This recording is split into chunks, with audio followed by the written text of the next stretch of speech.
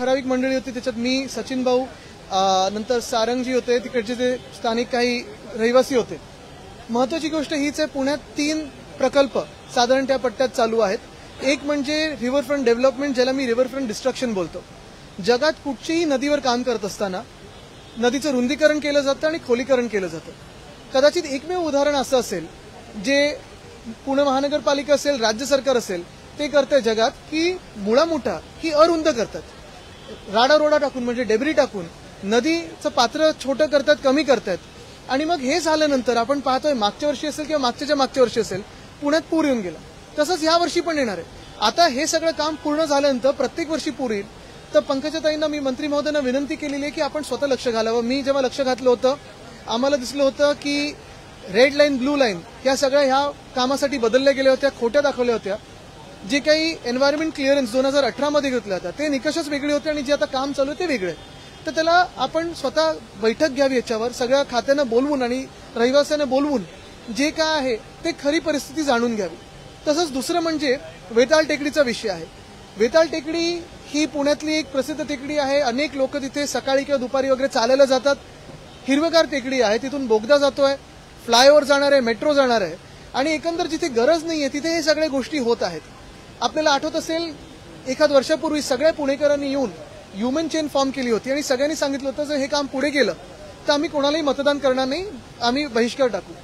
झालं, निवडणुका होऊन गेल्या तेव्हा भाजप बोलली होती की आम्ही करणार नाही. पण आता निवडणुका झाल्यानंतर पुन्हा एकदा त्या प्रकल्पाला जोर लावत आहे. त्याचे कन्सल्टंट कोण आहेत, कुठच्या पक्षाचे आहेत, हे सगळं जर आपण जाणून घेणं गरजेचं आहे. आणि परत एकदा ह्या प्रकारची आणि ह्या प्रकल्पाची खरोखर पुण्याला गरज आहे का, हा एक प्रश्न आहे. आणि तिसरं म्हणजे नवीन महाबळेश्वर, हे काही जे फुगवलं जातोय ते नवीन महाबळेश्वर कशासाठी, कोणासाठी, कोणी जागा घेऊन ठेवली आहे, कोणाच्या जागा हडपल्या जाणार, त्याच्यात ह्याचा अभ्यास करूनच हा प्रकल्प पुढे न्यावा. आज मुख्यमंत्र्यांनी एक गोष्ट जाहीर केली की जे भोंगे आहेत ते भोंगे काढले जातील, जे डेसिबल सांगितले त्याच्यापेक्षा जास्त आवाजाचे जे भोंगे असतील ते सगळे उतरवले जातील, तसे आदेश सुद्धा गृह विभाग देईल. चांगलं आहे. केंद्र सरकार यांचंच आहे, राज्य सरकार यांचंच आहे, प्रशासन यांच्याच हातात आहे. तर त्यांनी प्रशासनाचं काम करावं, जे हायकोर्टची ऑर्डर त्याचं पालन व्हावं.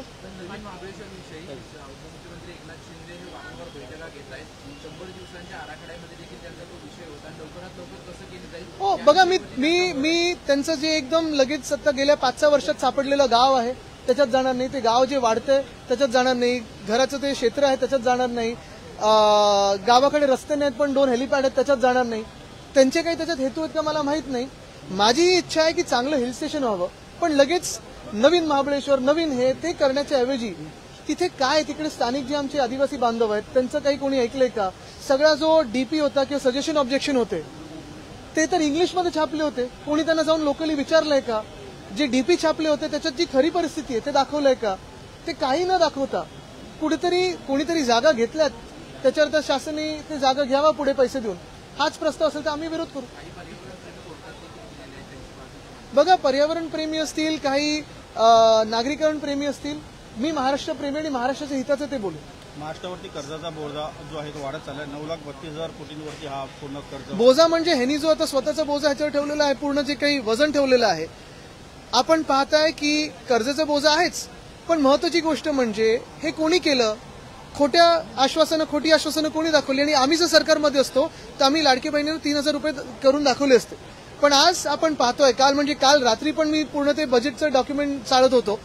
खरोखर त्याच्यात एक सुद्धा गोष्ट काही त्याच्यावर बोलण्यासारखी नाहीये. 8 स्मारकं की 9 स्मारकं सांगतायत, पण ज्या स्मारकाचं, शिवस्मारकाचं जलपूजन केलेलं प्रधानमंत्री महोदयांनी, त्याच्यावर एक चकार शब्द नाही या पुस्तकीत.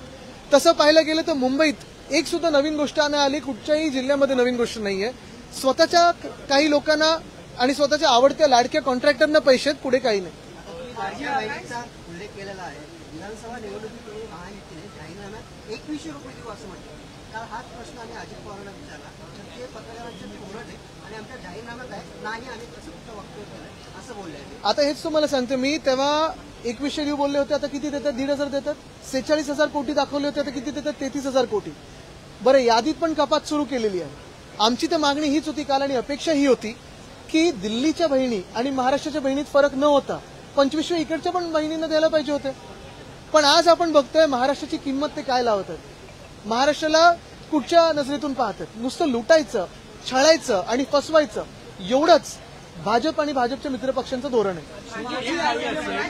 यांचा एक विषय आलेला आहे, त्यांचे एक ऑडिओ क्लिप व्हायरल कोणाचं? झाली. प्रकाश सोळंके यांची. ते म्हणाले की मी 10-12 कोटीमध्ये आमदार झालो, अनेकांना 40-45 कोटी रुपये लागतात. काही काही मर्सिडीज पण बोलतात. बघा, मी आता ही ऑडिओ क्लिप ऐकली नाहीये, पण काय की वातावरण एवढं गढूळ झालं महाराष्ट्रातल्या राजकारणाचं. आणि काल पण मी कुठेतरी एकदा बोलताना हेच बोललो की आम्ही सगळे आमदार म्हणून निवडणूक प्रक्रिया निवडणूक आयोगाकडून खर्च होतो, आपण सगळे आपल्या चॅनल्समधून देखील फिरत असता, सगळी प्रक्रिया पूर्ण झाल्यानंतर ज्याच्यावर चर्चा चालली आहे हाऊसमध्ये, आमचा प्रयत्न हाच असतो की एक सकारात्मक चर्चा व्हावी. हे विधिमंडळ आहे, कायदेमंडळ आहे, ते कायद्यांवर चर्चा व्हावी. दोन्ही बाजूनी जे काही सूचना येतात, काही चांगले असतील काही वाईट असतील, चांगले असतील विरोधी पक्षाचे जरी असले तरी ऐकून घ्या, मान्य करा.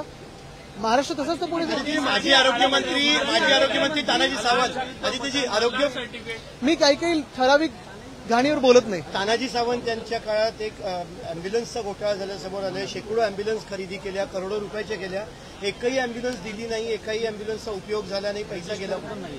अँब्युलन्स मला वाटतं खेकड्यांनी खाल्ले असतील.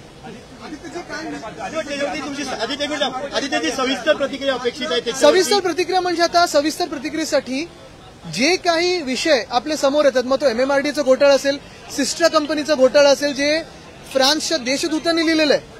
अनेक घोटाळे आम्ही आपल्या समोर आणलेले आहेत. काही काही तर मला वाटतं इकडून तिकडून सीएम ऑफिसमधून वगैरे पण येत असतात आपल्या हाती. पण मुख्य गोष्ट हीच आहे की या घोटाळ्यांचं पुढे होतं काय.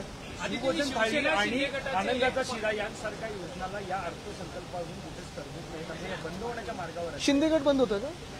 हळूहळू ते पण होणार आहे. शिवसेना शिंदे गटाचे पदाधिकारी त्यांनी फसवणूक केली होती, तुम्हाला येऊन भेटले. हो, त्या कुटुंबांनी मला माझी भेट घेतली. त्या दिवशी नेमकं सुरेश उर्फ भैया जोशी यांनी मराठी विरुद्ध काही बोलून दाखवलं होतं, महाराष्ट्र विरोधी काही बोलून दाखवलं होतं. पण त्याच वेळी मला ते कुटुंब येऊन भेटलं होतं. आमचे अखिल चित्रे यांनी ते कुटुंब माझ्याकडे आणलं. मी मुख्यमंत्र्यांना पत्राद्वारे विनंती केली होती आणि तशी ती कारवाई पुढे झाली. मध्ये काही शायनर लोक गेले आहेत श्रेय ढापायला, त्यांना ढापू दे श्रेय, पण जसं त्यांनी दुकान ढापलं होतं तसं श्रेय ढापण्याचा प्रयत्न करतात. आणि तुम्हाला माहिती आहे ढापाढापी त्यांची चालू असते. पण ढापी आणि थापा मारणं हे शिंदे गटाची खासियत आहे. तसं न करता कुठेही आम्ही श्रेयवादात पडणार नाही, कुठेही एक तीळ मात्र श्रेय घेणार नाही. कारण मला ह्या घाणेरड्या गोष्टीचं श्रेय घ्यायचं नाहीये. जरी ते काम झालं असेल, मी त्या कुटुंबाला शुभेच्छा देतो. आणि तो जो कोण व्यक्ती आहे, लालसिंग कोंडो आहे, तो किती दिवस आता आत राहतोय हे पण मला बघायचं. सगळ्यात कमी निधी दिला गेलेला आहे, 3 नंबरचा निधी दिला गेला आहे. भाजपला 1 लाख कोटी आणि शिवसेना शिंदेला 87,000. ये तो सिर्फ ट्रेलर है, पिक्चर अभी बाकी है. आज सभागृह में कार्रवाई करेंगे. स्पेसिफिक सवाल देने वाले खिलाड़ी मस्जिद पे लगाए जा रहे लाउडस्पीकर को लेकर. देखिए, मैं यही कहना चाहता हूं, पिछले 10 साल से 11 साल से केंद्र में सरकार भाजपा की है, यहाँ भी सरकार भाजपा की है. सवाल भाजपा के ही लोग उठाते हैं, जवाब भाजपा के ही नेता देते हैं. तो ये क्या सेटिंग में चल रहा है? बांग्लादेशों पे सवाल कौन उठाता है? भाजपा के ही लोग उठाते हैं, लेकिन उसी बांग्लादेश की टीम को यहाँ बुला के खेलते हैं. पाकिस्तान का केक कौन खाने जाता है? नवाज शरीफ का केक कौन खाने जाता है? भाजपा के नेता जाते हैं, फिर भी उन्हें पे वो बोलते हैं.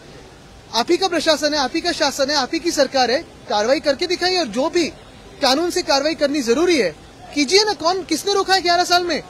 लेकिन आपको सिर्फ दंगे निर्माण करने. मेरे तो यही कहना है कि अभी तक अगर आपने कार्रवाई न की हो और आप ही के अगर कार्यकर्ता बोल रहे हो कि ये आपने किया नहीं है, तो ये किसी और का नहीं, भाजपा के नेताओं का फेलियर है.